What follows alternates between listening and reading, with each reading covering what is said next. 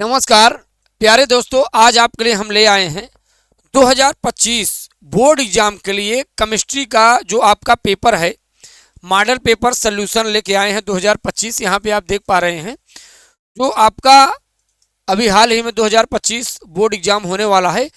Class 12 के बच्चों के लिए बहुत ही इम्पोर्टेंट केमिस्ट्री का पेपर है ये बच्चों। और केमिस्ट्री में 2025 में किस प्रकार के पेपर पूछे जाते हैं और पेपर में कैसे क्वेश्चन आते हैं और उन क्वेश्चंस के आपको सल्यूशन कैसे करने हैं, इस पेपर में हम लोग समझेंगे। यहाँ पे बच्चों आप देख पा रहे हैं कि ये आपका पेपर कोड है 347 GE, राइट। 2025 रसायन विज्ञान, पूर्णांक आपका 70 नंबर होता है और आपको समय बच्चों दिए जाते हैं 3 घंटे 15 मिनट, राइट। और यहाँ पे आप देख पा रहे हैं, अगर बच्चों बात करें यहाँ पे आप देख पा रहे हैं, ये देखिए समय 3 घंटे 15 मिनट। निर्देशांक अगर बात करें तो सभी प्रश्न क्या होते हैं, अनिवार्य होते हैं, राइट। सभी प्रश्न अनिवार्य होते हैं, सभी प्रश्न करने होते हैं। प्रत्येक प्रश्न के निर्धारित अंक उसके समक्ष दिए गए हैं। गणनात्मक प्रश्नों में गणना के समस्त पद दीजिए। प्रश्नों के प्रासंगिक उत्तर लिखिए, जहां आवश्यक हो रसायन समीकरण दीजिए। तो इस टाइप से आपके क्वेश्चन आते हैं बच्चों 2025 के बोर्ड एग्जाम में। ये आपका 2025 रसायन विज्ञान का मॉडल पेपर बच्चों सॉल्यूशन है। कैसे पेपर पूछा जाएगा, कैसे क्वेश्चन दिए होंगे, कैसे आपको सॉल्यूशन करने हैं, सब आपको हम बताएंगे। और बच्चों एसकेएम स्टडी आपके लिए एक ऐसा ऐप लेकर आया हुआ है जहाँ पे आप जाके आप देखेंगे, जो आपका टेलीग्राम चैनल है उसमें आप जाकर एसकेएम स्टडी के अबाउट सेक्शन में आप जाइए, वहाँ पे आप ऐप से जुड़िए और वहाँ पे आप बोर्ड एग्जाम की पूरी तैयारी कर सकते हैं। ज़्यादा नहीं, 99 रुपये का आपको कोर्स मिलेगा और उस कोर्स को बच्चों आप परचेस करके पूरी आप पढ़ाई कर सकते हैं अच्छे टीचरों के साथ। चलिए यहाँ पर आप ध्यान दीजिए, फर्स्ट नंबर का क्वेश्चन क्या कहता है, जो आपका ऑप्शनल बहुकल्पी के क्वेश्चन होते हैं। ध्यान दीजिए, यहाँ पर देखिए, सोडियम क्लोराइड के क्रिस्टल में Na+ आयन की समन्वय संख्या कितनी है। समन्वय संख्या का मतलब यह होता है बच्चों, जैसे NaCl है, राइट। NaCl का एक जो क्रिस्टल होता है, अगर हम इसे जल में घोलेंगे तो Na+Cl- में टूट जाएगा, राइट। ये जो बच्चों Na+ है कितने Cl- से घिरा होगा, राइट। और जो Cl- से कितने Na+ से घिरा होगा, तो एक Na+ 6Cl- से घिरा होता है। कितना, 6Cl-, यही इसकी समन्वय संख्या हो जाती है। तो सोडियम क्लोराइड क्रिस्टल में Na+ समन्वय संख्या कितनी है बच्चों, 6 नंबर आंसर सही है, राइट। चलिए नेक्स्ट क्वेश्चन आप ध्यान दीजिए, देखिए नेक्स्ट क्या कह रहा है। S3PO4 आर्थोफास्फोरिक एसिड के 1 मोलर विलयन की नार्मलता बच्चों कितनी होगी। तो S3PO4 आर्थोफास्फोरिक एसिड के इसके 1 मोलर विलयन की जो नार्मलता है वो 3 नार्मल निकल के आता है, राइट। हालांकि बहुकल्पिक क्वेश्चन आप थोड़ा समझते जाइए, आगे जो और भी क्वेश्चन होंगे जो लिखित होते हैं वहां आपको हम हल करवाते हुए चलेंगे, ठीक। चलिए अभी ऐसे बच्चों क्वेश्चन आगे बहुत से मिलेंगे, इसलिए हम यहाँ पे समय नहीं नष्ट करेंगे, आपको हम आगे ही समझाने का प्रयास करेंगे। 5 लीटर 2 मोलर NaOH विलयन बनाने के लिए आवश्यक NaOH के मोलों की संख्या बताइए, राइट। तो 5 लीटर 2 मोलर NaOH अगर आपको बनाना हो तो NaOH के मोलों की संख्या कितनी होनी चाहिए, 10, राइट।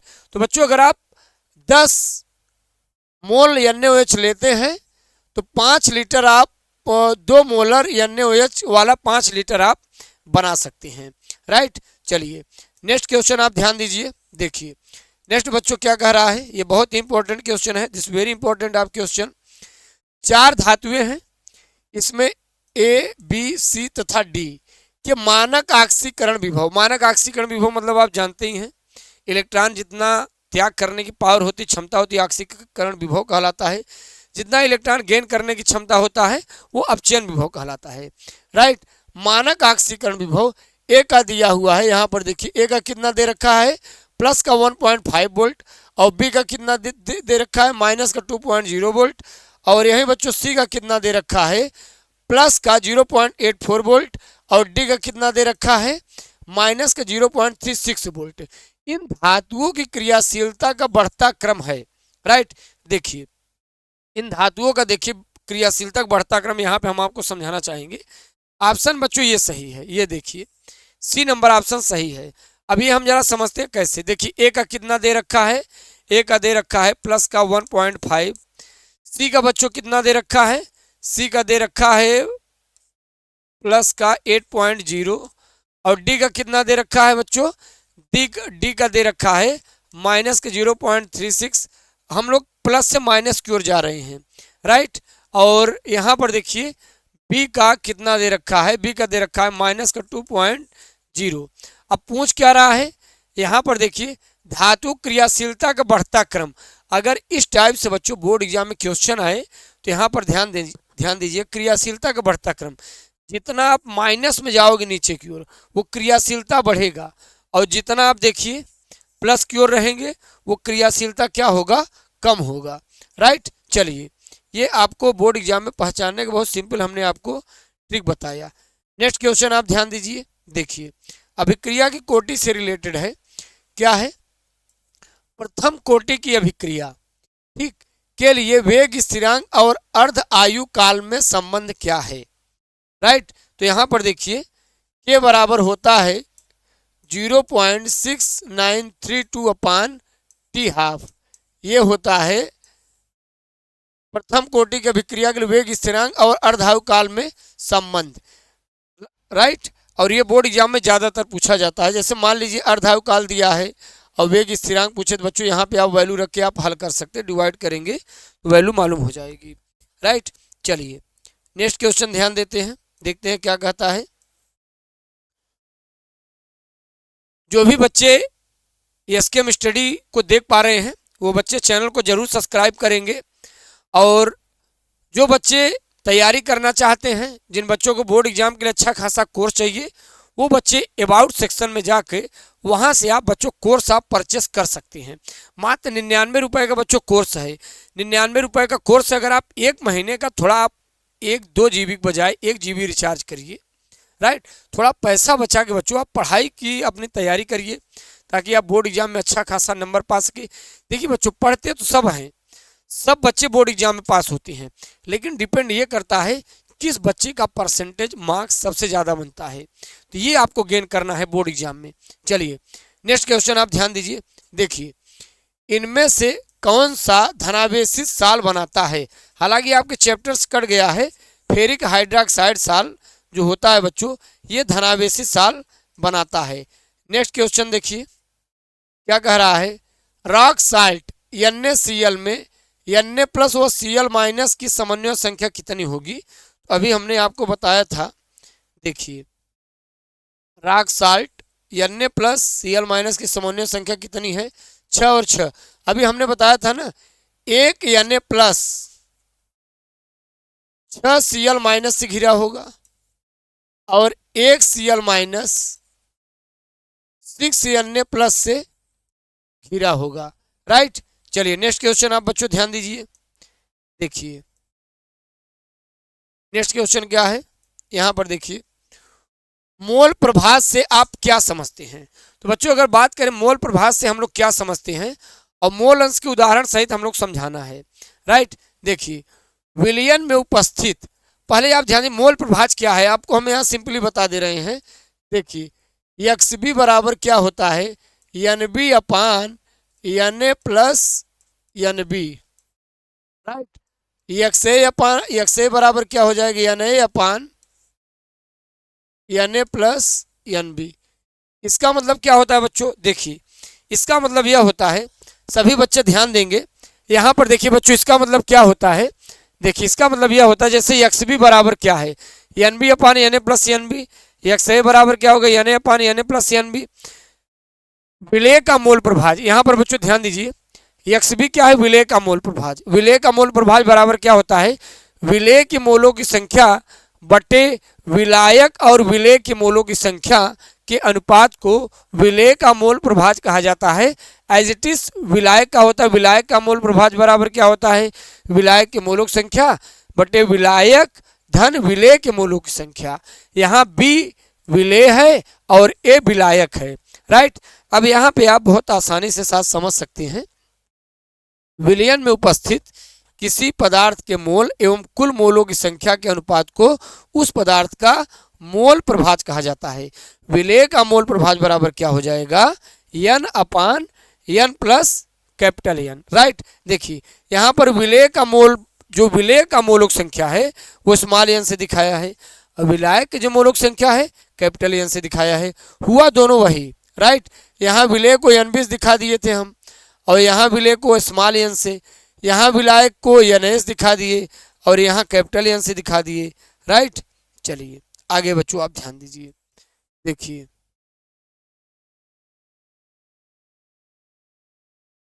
प्रतिपरासरण रिवर्स ऑस्मोसिस क्या है, इसका आप एक उपयोग भी लिखिए बच्चों। अगर बात करें प्रतिपरासरण क्या है, या आप इसी को व्युत्क्रम परासरण भी कह सकते हैं। परासरण की आप क्रिया जानते ही हैं, राइट। जब अर्धपारगम्य झिल्ली के द्वारा विलेय के कण विलायक की ओर जाने लगते हैं और विलायक के कण विलेय की ओर आने लगते हैं तो यह क्रिया परासरण कहलाती है। लेकिन जिसकी तरफ परासरण हो रहा हो, जिस विलयन की ओर परासरण हो रहा हो, उस पर अगर अतिरिक्त दाब कि और अतिरिक्त लगा दिया जाए तो बच्चों परासरण की क्रिया क्या होगी, उल्टी होने लगेगी। यही क्रिया होता है प्रतिपरासरण या रिवर्स परासरण या व्युत्क्रम परासरण। तो चलिए जरा इसका डिफिनीशन समझते हैं। यदि विलयन पर परासरण दाब से अधिक दाब लगा दिया जाए तब विलायक के अणु अधिक सांद्रता वाले विलयन से कम सांद्रता वाले विलयन की ओर गति करने लगते हैं।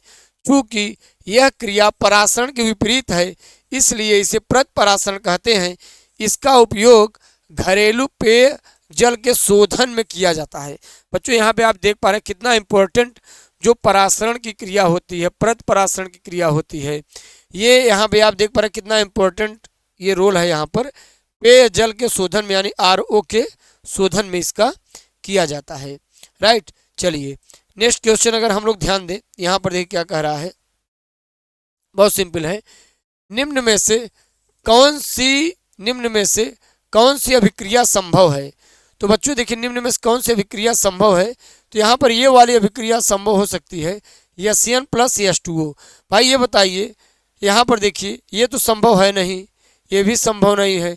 अगर मान लो ये संभव है तो ये बताइए वाटर में से अगर हमें हाइड्रोजन निकालना हो तो नहीं निकल पाएगा, क्योंकि कॉपर आप देखेंगे ECS श्रेणी इलेक्ट्रोकेमिकल सीरीज में कॉपर वाटर से नीचे स्थित है, राइट।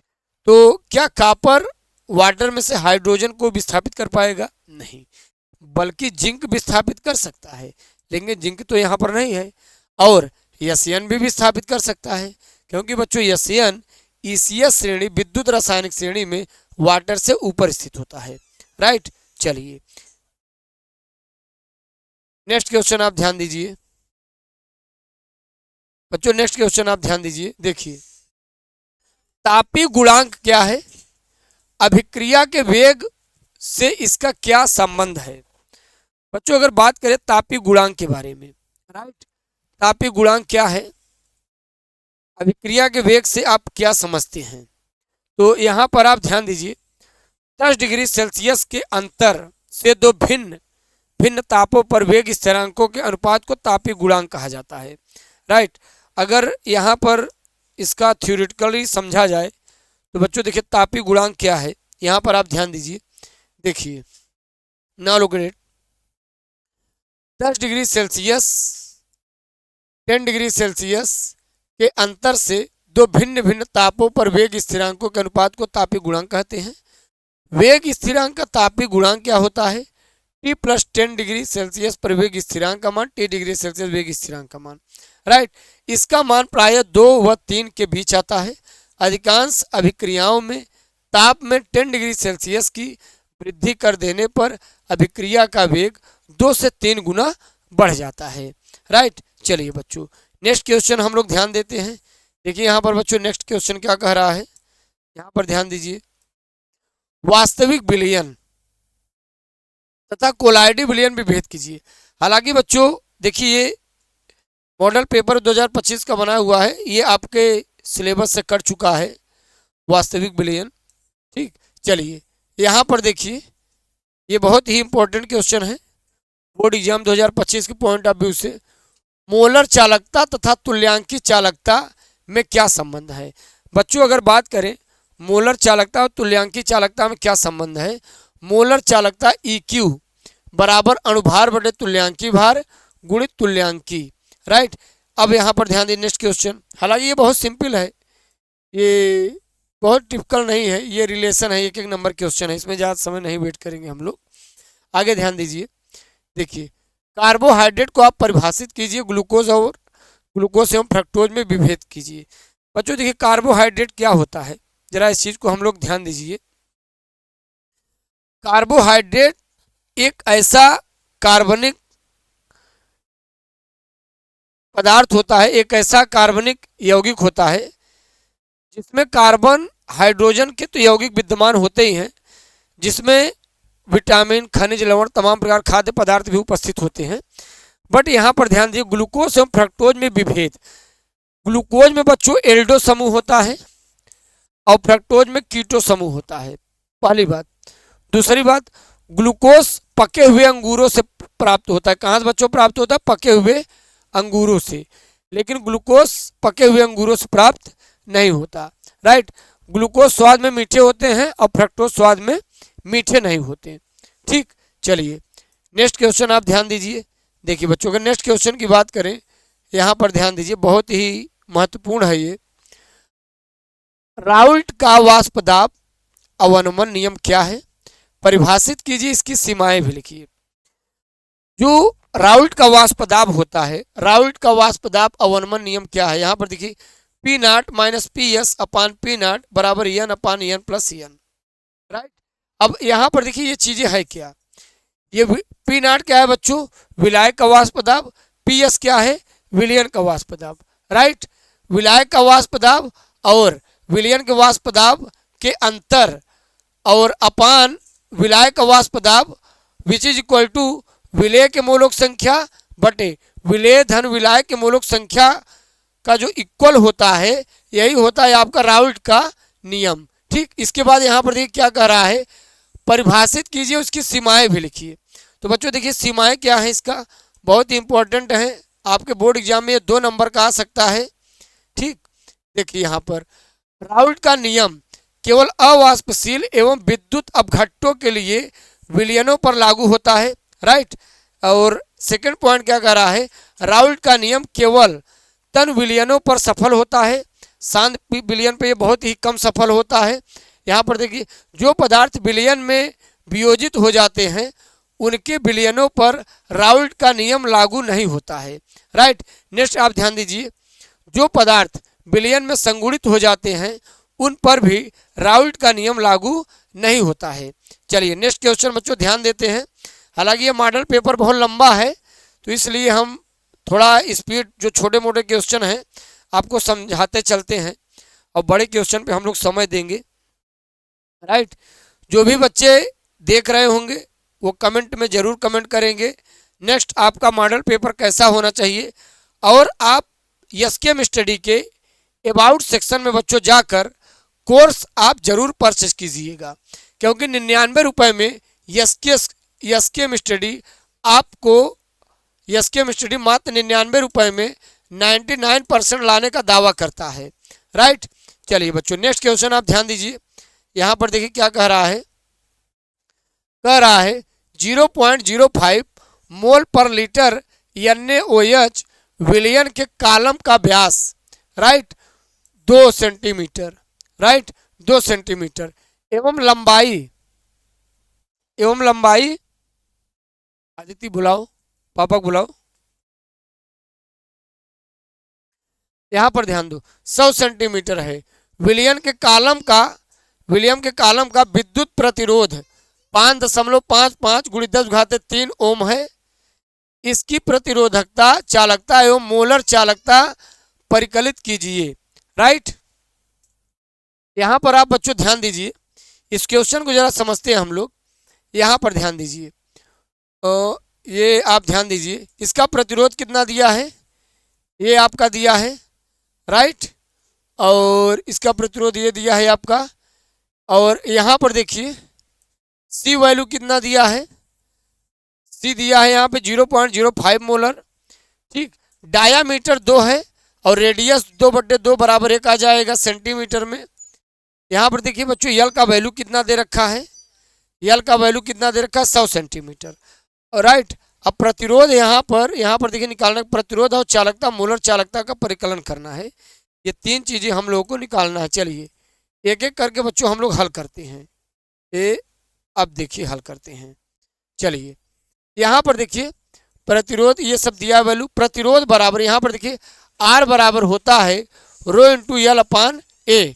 तो रो बराबर क्या हो जाएगा, तिर्यक मल्टीप्लाई करिए यहाँ पर R into L upon R into A upon L. प्रतिरोध है, एरिया है, क्षेत्रफल है, और ये दो सेलों के बीच, इलेक्ट्रोडों के बीच की लंबाई है, लेंथ है। प्रतिरोध का वैल्यू रखिए 5.55 × 10⁻³ एरिया देखिए बच्चों कितना है, एरिया कितना है 3.14 है। राइट, यहाँ पर देखिए यल का वैल्यू कितना आया था, यल का वैल्यू कितना है 100 सेंटीमीटर। और यहाँ पर देखिए ए कैसे निकल के आया है, एरिया कैसे, क्षेत्रफल कैसे निकल के आया है, पाई इंटू आर स्क्वायर। पाई का मान बच्चों होता है 22/7।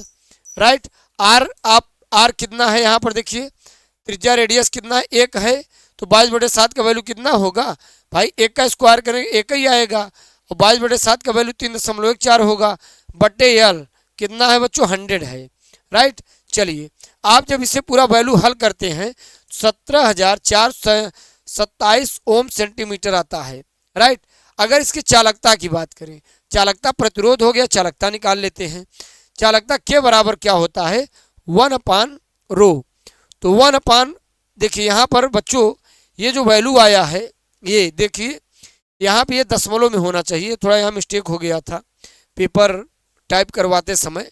तो अगर इससे जब बच्चों आप डिवाइड करेंगे तो कितना आएगा, ये बच्चों इसका जवाब इसे हल करेंगे तो यहाँ पर आप ध्यान दीजिए, ये अब देखिए, ये देखिए, तो जब आप ये देखिए, जब आप हल करते हैं कितना निकल के आता है 0.000573 ओम इनवर्स। राइट, और यहाँ पे ohm inverse centimetre inverse. Right, molar चालकता कैसे निकलता है के इंटू 100/c। राइट, चालकत तो है सी, तो के का वैल्यू कितना है ये भी आपने निकाला है, रख दीजिए 1000 से मल्टीप्लाई है, 0.05 डिवाइड है, ये पहले ही दे रखा था। जब इस वैल्यू को आप हल करते तो ये आ गया। ठीक, तो ये तीनों वैल्यूज हैं यहाँ पर, मोलर चालकता हो गया, राइट, चालकता हो गया, ठीक, और वहाँ पे प्रतिरोध हो गया। चलिए बच्चों नेक्स्ट क्वेश्चन आप ध्यान दीजिए, ये बोर्ड एग्जाम के लिए बहुत ही इम्पोर्टेंट है आपके 2025 board exam point of view से। निम्नलिखित सेल का 298 केल्विन पर नर्नेस्ट इक्वेशन, नर्ड समीकरण का ईएमएफ लिखिए। चलिए बच्चों आपको बताते हैं, देखिए ईएमएफ का आप लिखेंगे कैसे, ये आपको जरूर ध्यान देना चाहिए। देखिए ईएमएफ कैसे निकाला जाता है या लिखा कैसे जाता है। देखिए यहाँ पर E0 of Fi double plus oblique Fi का वैल्यू कितना दे रखा है, इसका विभव कितना दे रखा है माइनस का 0.44 वोल्ट। राइट, अब यहाँ पर ये सेल आरेख है, ये सेल आरेख है, सेल विभव पूरा वैल्यू लिखा है यहाँ पर देखिए, ये आपका दे रखा है Fi सॉलिड स्टेट में है, इलेक्ट्रोड है, और ये सोल्यूशन फॉर्म में है Fi डबल प्लस। इसका मोलर कितना है FiSO4 की मोलर चालकता कितनी थी, यानी इसका मोलर कितना है, कितना मोलर है ये 0.001 मोलर है। डबल डंडी यानी कि सेकंड जो सेल होता है आपका, ठीक, ये फर्स्ट सेल है, सेकंड सेल जब साल्ट ब्रिज के द्वारा जोड़ा जाता है तो उसका लिए सेल आरेख का सिंबल है। हाइड्रोजन आयन 1 मोलर है, H2 गैस 1 बार ऑब्लिक PT। ठीक, सेल समीकरण Fi plus Fi solid. Right, यहाँ पर देखिए Fi ये सेल अभिक्रिया है बच्चों, यहाँ पर देखिए कितने इलेक्ट्रॉन का ट्रांसफर हो रहा है 2, तो यहाँ पर 2 हम आपको समझा दे रहे, इसकी आगे जरूरत पड़ेगी। देखिए बच्चों नर्ड समीकरण क्या होता है, ई ऑफ सेल बराबर E naught of cell minus 0.059/2 log active mass of F double plus upon active mass of plus का होल स्क्वायर। राइट, अब जरा ध्यान दीजिए वैल्यू हम कैसे पुट करेंगे, ये बच्चों आपको ध्यान देना बहुत जरूरी है। देखिए वैल्यू कैसे रखते हैं, यहाँ पर देखिए ई ऑफ सेल बराबर ई नॉट ऑफ सेल, यहाँ वैल्यू रखिए। इस सेल का मान कुछ नहीं दिया तो हम 0 रख लेंगे। अच्छा ये बताइए पहले आप देखिए जो आपका ये बच्चों जो आपका ये देखिए यहाँ पर देखिए, ये जरा आप ध्यान दीजिए, इसका सेल विभव 0 होगा। राइट, इसका कितना रखा है, इसका कितना दे रखा है माइनस का 0.44 और ई नॉट सेल बराबर क्या होता है, ई नॉट सेल बराबर होता है दायां माइनस बायां। राइट, दायां कितना है ये देखिए दाएं में है, ये आपके दाएं में आएगा, ये बाएं में आएगा। तो दायां कितना है 0 है, यहाँ 0 माइनस बाएं में कितना है, बाएं में ये आपका है माइनस 0.44। ठीक, यहाँ पर देखिए 0 माइनस माइनस ये वैल्यू हमने रख दिया माइनस 0.44, फिर माइनस अब यहाँ पर वैल्यू है 0.059 और एन क्या था बच्चों, एन अभी हमने बताया एन क्या है, इलेक्ट्रॉन कितना इस अभिक्रिया भी ट्रांसफर हो रहा है 2। ठीक, लॉग अब ये कैसे हम वैल्यू रखते हैं, अब जरा आप ध्यान दीजिए, ये बहुत सिंपल वे में हम आपको समझाएंगे। जब ये लॉग वाला वैल्यू आए तो इस प्रकार से बच्चों जो सेल आरेख लिखा होता है लेफ्ट साइड वाला आप ऊपर रखेंगे, ये जो वैल्यू होता है 0.0 लेफ्ट साइड वाला आप ऊपर रखेंगे और राइट साइड वाला आप नीचे रखेंगे। हमेशा बच्चों ये आपको ध्यान में रखना है, चाहे जो आप हल करें, राइट, चाहे जो आप हल करें, ये लेफ्ट साइड वाला जो बच्चों होता है ये आपको ये लेफ्ट साइड वाला ऊपर रखना है और राइट साइड वाला यहाँ आपको नीचे रखना है। राइट, चलिए आगे आप ध्यान दीजिए, देखिए हमने ये कर दिया है, लेफ्ट साइड वाला हमने क्या किया ऊपर कर दिया। यहाँ पर देखिए 10⁻³ भाई ये बताओ 1000 से भाग दोगे क्या होगा, 10⁻³ भाई 0.001 1000 से मल्टीप्लाई करिए ऊपर, 1000 से नीचे ये चला जाएगा इसका दशमलव हटाने में, और 1000 इसे लिख सकते हो 1000 10⁻³ ऊपर जाएगा 10 क्या हो जाएगा बच्चों -3, ये हो गया। और हाइड्रोजन का आप जानते हो कुछ नहीं है, एक बार है तो यहाँ पे 1 लिख दिए। ठीक, चलिए अब आगे ध्यान दीजिए, नेक्स्ट क्वेश्चन बच्चों ध्यान दीजिए, देखिए क्या कह रहा है, सॉरी अभी देखिए यही आगे कैसे हल होगा, बहुत सिंपल है बच्चों। ये देखिए जब इसे हम ब्रैकेट ओपन करेंगे माइनस माइनस प्लस हो जाएगा। राइट, और यहाँ पर 0.059/191/2 और यहाँ पर देखिए लाग वाला हम हल कैसे करते हैं, लाग 10⁻³ बेस में 10 ये आगे चला आएगा। ठीक, और -3 log 10 और बेस 10 बच्चों इसका वैल्यू कितना हो जाएगा 1, तो -3 तो ये -3। ठीक, तो अब देखिए इसमें डिवाइड करेंगे और इसका मल्टी देखिए माइनस और ये माइनस क्या हो जाएगा, यहाँ पे प्लस हो जाएगा। यहाँ डिवाइड करेंगे और 3 का मल्टीप्लाई करेंगे बच्चों कितना हो जाएगा 0.0887। राइट, और जब इसे जोड़ेंगे तो लगभग कितना आएगा 0.53 वोल्ट EMF। राइट, चलिए नेक्स्ट क्वेश्चन ध्यान दीजिए, ये बच्चों नेक्स्ट क्वेश्चन क्या कह रहा है, नेक्स्ट क्वेश्चन कह रहा है मोलरता और मोलरता को परिभाषा दीजिए तथा इनमें अंतर भी स्पष्ट कीजिए। मोलरता और मोलरता की परिभाषित कीजिए, इनमें अंतर भी स्पष्ट कीजिए। ये बच्चों आपका आप देखिए ये मोलरता है और मोलरता का पूरा परिभाषा लिखा गया है, हम आपको थोड़ा समझा दे रहे हैं। मोलरता क्या है बच्चों, 1 लीटर बिलियन में उपस्थित विलेय की मोलक संख्या विलयन की मोलरता कहलाती है। राइट, अब मोलरता क्या है, 1 किलोग्राम विलायक में उपस्थित विलेय की मोलक संख्या विलयन की मोलरता कहलाती है। मोलरता को यम से कैपिटल एम से इसे स्मॉल एम से। राइट, मोलरता बच्चों टेम्परेचर डिपेंडेंट है बट मोलरता टेम्परेचर अनडिपेंडेंट है, यानी ये ताप पर निर्भर है मोलरता, और मोलरता बच्चों ताप पर निर्भर नहीं है। तो ये चीज़ें आपको ध्यान में रखना है। राइट, चलिए नेक्स्ट क्वेश्चन आपको ध्यान में रखना है, ये देखिए क्या कह रहा है यूरिया का एक जलीय विलयन भारानुसार 6% है। विलयन में यूरिया तथा जल का मोल प्रभाज ज्ञात कीजिए। अब देखिए बहुत ही सरल क्वेश्चन है। यूरिया का अनुभार यहाँ ध्यान देना 60 दिया हुआ है, ये देखिए। चलिए हल करते हैं इसे। देखिए बच्चों कितना दिया था 6% ना, तो ये बताइए 6/60 लिख सकते हैं कि नहीं, राइट। अब यहाँ पर ध्यान दीजिए जल की मात्रा कितना है 100 है, राइट। और यहाँ पर देखिए जल के मोल्स कितने हैं 94। भाई ये बताइए जल का यहाँ पर देखिए भार कितना, जल का यहाँ पर भाग कितना हो जाएगा 94।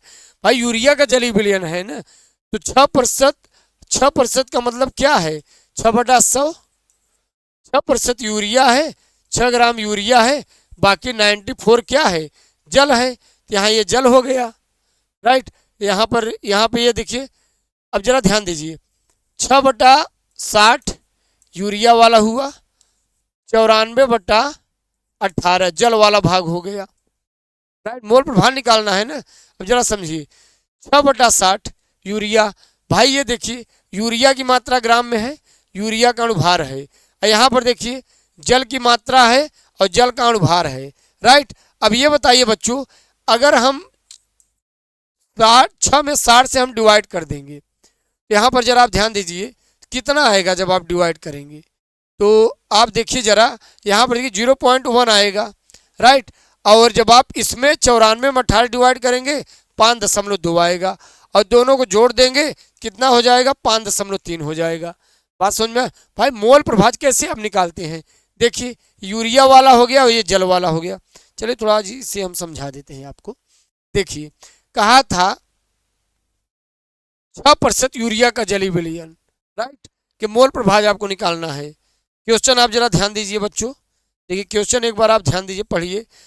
यूरिया का एक जली विलयन भारानुसार 6% है, राइट। यूरिया का जली विलयन भारानुसार 6%। ये बताइए यूरिया का एक जली विलयन भारानुसार 6% है, मतलब क्या है, मतलब ये है बच्चों 6/60, राइट। अब ध्यान दीजिए जल में घुला हुआ है, तो अगर 6% 6 ग्राम यूरिया है तो 94 क्या है जल है, और जल का अनुभार 18 होता है, यूरिया का 60 होता है। इसमें भाग देंगे तो 0.1 हो जाएगा, इसमें भाग देंगे तो 0.52 हो जाएगा, और दोनों को जब जोड़ देंगे 0.1 धन 0.52 बराबर कितना हो जाएगा 0.53 हो जाएगा, राइट। चलिए आगे आप ध्यान दीजिए, अभी और है बाकी है, तो यहाँ पर ध्यान दीजिए।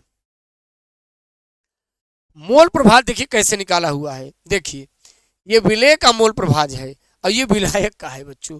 देखिए कैसे N/N plus capital N upon capital N plus small n। विलेय की मोलक संख्या विलेय धन विलायक की मोलक संख्या, विलायक की मोलक संख्या विलायक धन विलेय की मोलक संख्या। स्मॉल n विलेय वाला मोल होगा, कैपिटल N विलायक वाला मोल होगा। बात समझ में आ रही है। देखिए अभी हम हल कैसे करेंगे जरा बच्चों आपको ध्यान देना है। देखिए विलेय का जो मोल है विलेय यानी यूरिया का, इसे कैसे निकालेंगे 0.1 अपान कुल मोल स्मॉल n, ये हमने जोड़ा तो 0.53 आया था कि नहीं आया था। अब देखिए इसका देख लेते हैं, ये वाला देखिए ये वाला कैसे निकलेगा 0.52 अपान और 0.53, राइट। अब जब इसमें जब आप डिवाइड करेंगे तो कितना निकल के आएगा 0.0188। इसमें जब आप डिवाइड करेंगे इसका कितना वैल्यू बच्चों निकल के आएगा 0.982, राइट। बहुत सिंपल है बच्चों क्वेश्चन, जब आप दिमाग लगाएंगे तो आपको बहुत ही आसानी से समझ में आएगा, राइट। चलिए आगे भी और अभी आपको समझाते हैं, यहाँ पर आप ध्यान दीजिए। देखिए बच्चों नेक्स्ट क्वेश्चन आप ध्यान दीजिए जरा।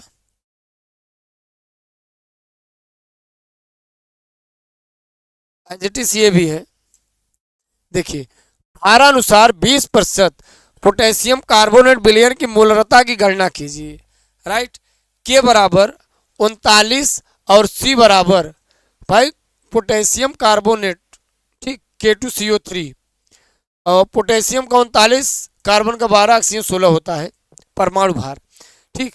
मोलरता कैसे निकालेंगे, देखिए विलेय का भार विलेय का अणुभार और विलायक का भार किलोग्राम में, राइट। मोललता निकालना है तो यही फार्मूला लगाएंगे, विलायक का भार किलोग्राम में, ठीक। चलिए एक एक करके हम लोग वैल्यू यहाँ रखते हैं। यहाँ ध्यान देना बच्चों, मोललता निकालना है। मोललता के बच्चों आप फार्मूला जरा ध्यान दीजिए। देखिए स्मॉल एम बराबर क्या होता है, विलेय का भार बटे विलेय का अणुभार गुणित विलायक का भार किलोग्राम में, राइट। अगर ग्राम में दिया होगा तो यहाँ एक ग्राम में करेंगे, ऊपर 1000 का मल्टीप्लाई कर देंगे, राइट। और विलेय का भार देखिए बच्चों कितना दिया, 20% है। 20% का मतलब क्या है, 20/100, राइट। 20/100 का मतलब जरा आप समझिए बच्चों, ध्यान दीजिए 20/100 का मतलब क्या है। देखिए 20% का मतलब जरा आप समझिए, यहाँ हम समझा रहे हैं 20/100। 20 क्या है, पोटेशियम कार्बोनेट है बच्चों। और अब ये बताइए 100 में से आप 20 घटा दो, 80 क्या है, विलायक है, हेवी वाला, ठीक। चलिए अब आप आगे ध्यान दीजिए, यहाँ पर देखिए वही एज इट इज आएगा। यहाँ पर देखिए, ये देखिए यहाँ पर बच्चों, ये देखिए 80 आएगा नहीं, 100 में से 20 घटा दिया, 80 आ गया। और यहाँ पर आप किलोग्राम है, और जब आप डिवाइड करेंगे कितना, 0.08 किलोग्राम आएगा, राइट। भाई वो ग्राम में होगा तो ये ग्राम में था तो हमने किलोग्राम में कन्वर्ट किया, तो भाग देंगे कि नहीं, ठीक। अब आप यहाँ पर आगे ध्यान दीजिए, अब एक एक करके यहाँ अणुभार निकाल लीजिए K2CO3 का, पूरा जब आप निकालेंगे तो 138 आएगा। चलिए वैल्यू रख दीजिए। मात्रा कितना था, पोटेशियम कार्बोनेट 20 था, अणुभार कितना था भाई, डब्लू भी बच्चों, WB। और ये अणुभार कितना पोटेशियम कार्बोनेट का, इतना है। और ये देखिए कितना आया, यहाँ पर देखिए कैसे आया था, हमने बताया था ना 20/100, 20 विलेय की मात्रा है बटे 100, तो ये पूरा 100 नहीं होगा भाई, 20 ऊपर हो गया तो 100 में 20 घटेगा, 80 बचेगा। 80 है, अब 80 किलोग्राम में है, ग्राम में था, किलोग्राम में कन्वर्ट करो, 100 से भाग देंगे, 100 से जब भाग देंगे तो कितना आ जाएगा, 0.08 ग्राम हो जाएगा, ठीक। सॉरी ग्राम में था, किलोग्राम में कन्वर्ट हो जाएगा। तो ये किलोग्राम में आपका फार्मूला ही था, तो पूरा डिवाइड करेंगे 1.81 मोल पर किलोग्राम आएगा। चलिए बच्चों नेक्स्ट क्वेश्चन आप ध्यान दीजिए। देखिए यहाँ पर देखिए, मोलल अवनमन स्थिरांक Kf क्या होता है, मोलल अवनमन स्थिरांक Kf क्या होता है। 2.25 ग्राम ग्लूकोज अणुभार, यहाँ पर देखिए 180 का 25 ग्राम जल में घोलने पर हिमांक में, यहाँ पर देखिए हिमांक में 0.93 डिग्री सेल्सियस की कमी होती है। जल के मोलल अवनमन स्थिरांक की गणना कीजिए, राइट। चलिए नेक्स्ट क्वेश्चन आप ध्यान दीजिए बच्चों, अवनमन स्थिरांक की गणना करना है। Kf क्या होता है, ग्लूकोज की मात्रा 2.2 ग्राम दिया है, अणुभार 180 ग्राम दिया है, 25 ग्राम जल में घोलने पर हिमांक में इतने डिग्री कमी होती है, मोलल अवनमन स्थिरांक निकालना है। चलिए ध्यान दीजिए, देखिए हल करते हैं इससे।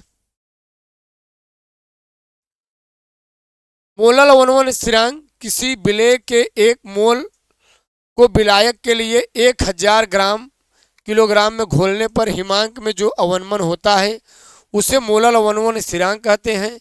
दिया है ग्लूकोज का भार W2, राइट।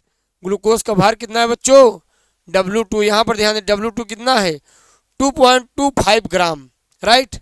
और ग्लूकोज का अणुभार कितना है, यहाँ पर देखिए कितना है बच्चों, मात्रा कितना दिया है ग्राम में 2.25 ग्राम, अणुभार 180 है, W1 विलायक का भार 25 ग्राम है, और डेल्टा TF अवनमन में ताप इतना है। चलिए हल कर लेते हैं इसे, देखिए कैसे हल होगा।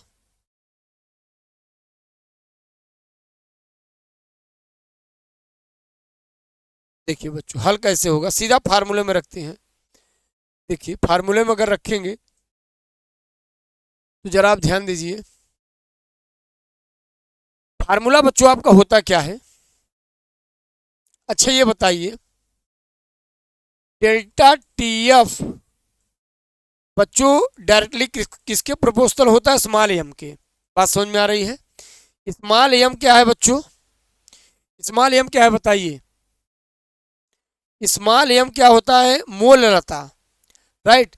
ये मोललता होता है। अब प्रोपोर्शनल का साइन हटाएंगे तो कोई ना कोई कांस्टेंट लेंगे, तो डेल्टा TF बराबर क्या हो जाएगा, KF इंटू स्मॉल एम। के एफ इंटू स्मॉल एम। अब हे स्मॉल एम वाई ही बच्चों ये होता है, ये जो आप देख रहे हैं ना, ये देखो यही है स्मॉल एम। बात समझ में आई? राइट, यही होता है स्मॉल एम।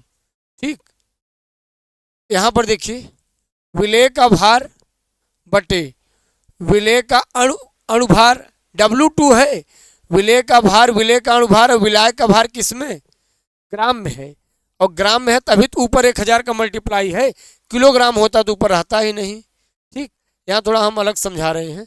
देखिए ये किसके प्रोपोर्शनल होता है? डेल्टा TF डायरेक्टली प्रोपोर्शनल होता है बच्चों स्मॉल एम के, और डेल्टा TF बराबर KF इंटू स्मॉल एम।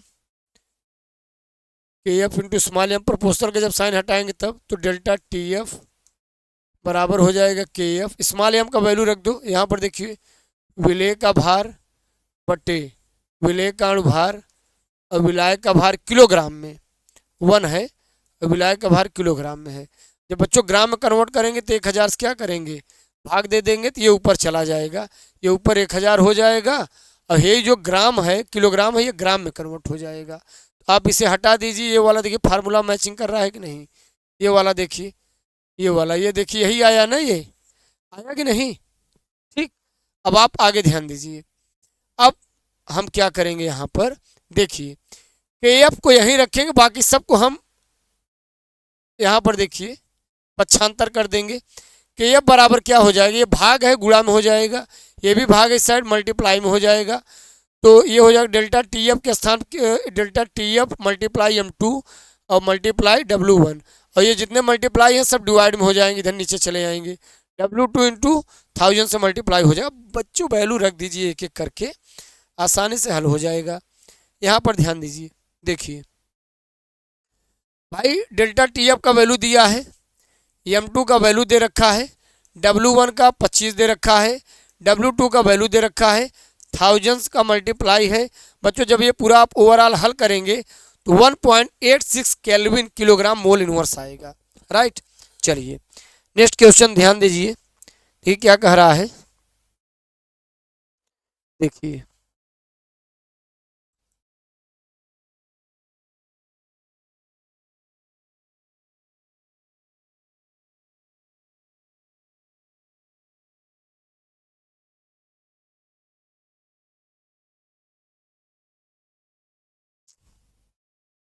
ये कहाँ से जाएगा?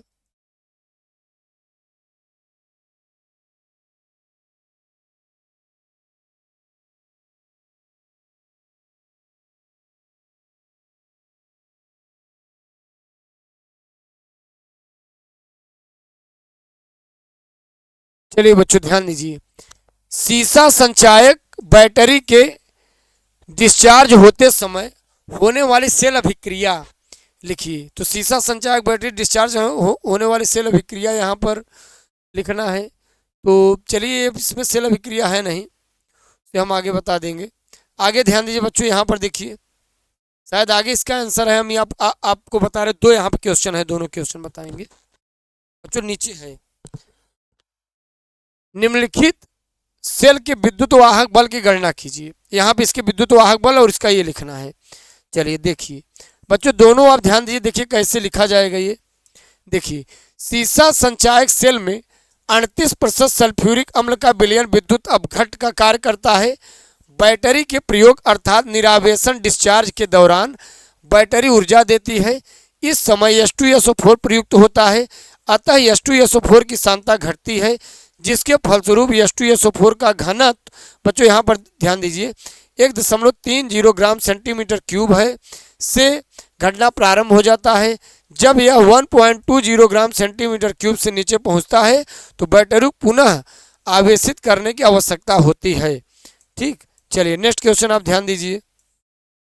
देखिए नेक्स्ट क्वेश्चन आप देखिए, ये जो आपको सेल विभव निकालना था, ये आपका बच्चों सेल अभिक्रिया है। देखिए कैसे नट समीकरण लिखेंगे। EMF ई ऑफ सेल बराबर फार्मूला होता है nought of cell minus 0.059 upon n log CU। हमने बताया था ये लिखेंगे कैसे, लॉग में ये लेफ्ट साइड वाला हमेशा आप ऊपर, ये वाला ऊपर, और ये राइट साइड वाले भी ये सब जो आते हैं ये नीचे लिखेंगे। अच्छा, ये अगर सेल आरेख बनाएंगे तो कैसे बनाएंगे? Cu/Cu double plus double/ Ag+/ Ag।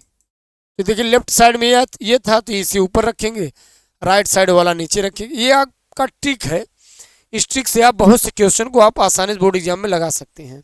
Right, यहाँ पे इसका वैल्यू दे रखा है कितना, देखिए इनर्ट सेल कैथोड माइनस एनोड, दायां माइनस बायां, तो दायां माइनस बायां, ठीक, तो दायां माइनस बायां, तो ये बच्चों जो इसका देखिए जो सेल विभव आता है दोनों का मिलाकर, चांदी और कॉपर का, ये दोनों मिला के जब आप निकालेंगे तो देखिए कैसे आएगा। ये कैथोड कॉपर वाला, यहाँ पर देखिए दायां माइनस बायां, दायां क्या है चांदी का और बायां क्या है कॉपर का, तो दायां में ये रखेंगे, इसका वैल्यू कितना होता है 0.80। बायां में बच्चों एनोड है, इसमें क्या होता है दायां में ये रखेंगे, इसका वैल्यू ये है, और बायां वाला ये, इसका वैल्यू ये है। आप जानते भी हैं, घटाएंगे तो यहाँ 0.46 वोल्ट आएगा जो यहाँ दे रखा है। दोनों के बीच 2 इलेक्ट्रॉन का ट्रांसफर हो रहा है तो n बराबर 2 हो जाएगा। तो 0.059 अपान n था, तो n क्या है इलेक्ट्रॉन कितना ट्रांसफर हो रहा है, कितने मोल इलेक्ट्रॉन, तो बच्चों 2 मोल इलेक्ट्रॉन ट्रांसफर हो रहा है, 2 रख दिए लॉग।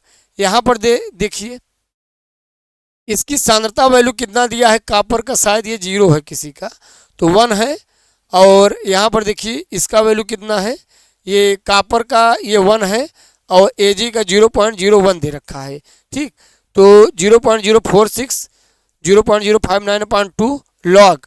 बच्चों ये देखिए आप इससे 2 बार मल्टीप्लाई कीजिए, कितनी 0.01 मल्टीप्लाई 0.01 कितना हो जाएगा, देखिए जरा ध्यान दीजिए 0.001, ठीक, तो नहीं 3 0 आएगा, 1 2 3 4। तो ये बताइए बच्चों यहाँ कितने 10,000 का मल्टीप्लाई करेंगे, 10,000 का ऊपर कर दिए 10⁴ 10⁴ का नीचे, ठीक, ये दशमलव हटाने में चला जाएगा, ये चला जाएगा ऊपर। बात समझ में आ रही है? तो बच्चों ये बताइए जब ये 10⁴ लिखोगे और ये लॉग का वैल्यू है तो ये पहले चला आएगा, लॉग ये 4 हो जाएगा, और ये बच्चा लॉग 10 और बेस 10, लॉग 10 बेस 10 की वैल्यू कितना हो जाएगा 1। तो आप इसे ध्यान दीजिए, ये वैल्यू आपका 0.046 और 0.059 में अगर 2 मोल से डिवाइड करेंगे तो वैल्यू यहाँ पे जब आप डिवाइड करें कुछ वैल्यू आएगी, तो यहाँ पे ध्यान दीजिए इसका वैल्यू जब मल्टीप्लाई करेंगे पूरा घटाएंगे हल करेंगे तो बच्चों ये कितना आएगा 0.34 वोल्ट। राइट, चलिए नेक्स्ट क्वेश्चन देखते हैं। यहाँ पर देखिए क्या कह रहा है, एमिनो अम्ल क्या है, ठीक, तो बच्चों ध्यान दीजिए एमिनो अम्ल क्या है। एमिनो अम्ल की प्रोटीन आधारभूत इकाई है। इनमें एमिनो अम्ल -NH2 तथा कार्बोक्सिलिक COOH क्रियात्मक समूह उपस्थित होते हैं। कार्बन श्रृंखला में एमिनो समूह अल्फा या बीटा या गामा या डेल्टा स्थान पर हो सकता है।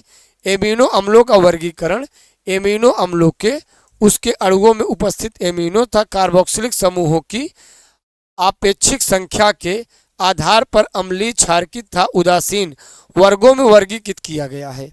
राइट, अगला ध्यान दीजिए बच्चों क्या कह रहा है, देखिए उदासीन एमिनो अम्ल, इसमें एमिनो तथा कार्बोक्सिलिक समूहों की संख्या समान होती है।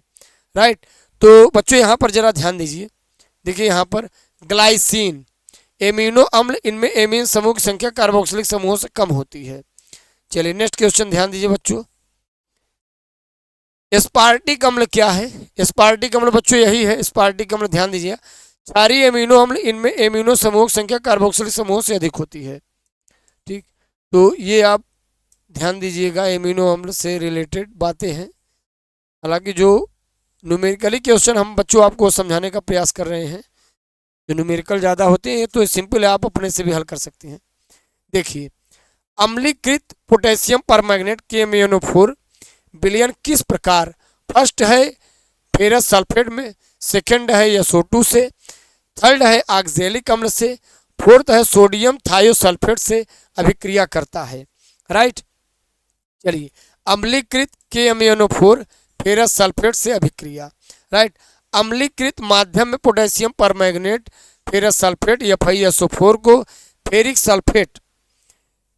सल्फेट में ऑक्सीकृत कर देता है, जबकि सम Mn+ में अपचयित हो जाता है, राइट। बच्चों ये आपका रिएक्शन है, ठीक।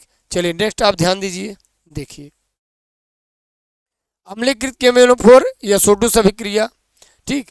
अम्लीकृत KMnO4 पोटेशियम परमैंगनेट की SO2 सल्फर डाइऑक्साइड के साथ अभिक्रिया एक रिडॉक्स ऑक्सीकरण अपचयन अभिक्रिया है।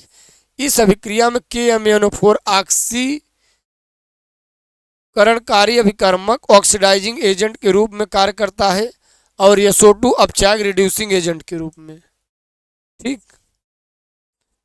आगे ध्यान दीजिए, यहाँ पर बच्चों आप इसका स्क्रीनशॉट ले लीजिए, बहुत ही सिंपल है, ये कुछ है नहीं इसमें क्या समझाएं, ये बोर्ड एग्जाम में आपके पूछे जाते हैं और ये आपको समझाएंगे। यहाँ पर ध्यान दीजिए, देखिए किसी रासायनिक अभिक्रिया का वेग स्थिरांक क्या होता है।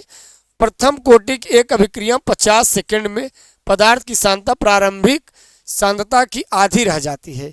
इसके वेग स्थिरांक की गणना करना है। किसी अभिक्रिया का वेग स्थिरांक उस समय अभिक्रिया के वेग के बराबर होता है जब प्रत्येक अभिकारक की सांद्रता इकाई हो, ठीक। आगे जरा आप ध्यान दीजिए, यहाँ पर देखिए, यहाँ पूरा वैल्यू हल किया गया है, ये देखिए, ठीक। ये देखिए अर्धायुकाल कितना दिया है 50 सेकंड, तो वेग स्थिरांक बताना है, तो बताइए जी के बराबर 0.693T/T हाफ होता है। अर्धायु आप वैल्यू रख दीजिए, तो 0.693T आप 50 से भाग देंगे तो इतना वैल्यू आ जाएगा, राइट। जब पूरा हल करेंगे तो ये आ जाएगा। चलिए आगे ध्यान दीजिए, नेक्स्ट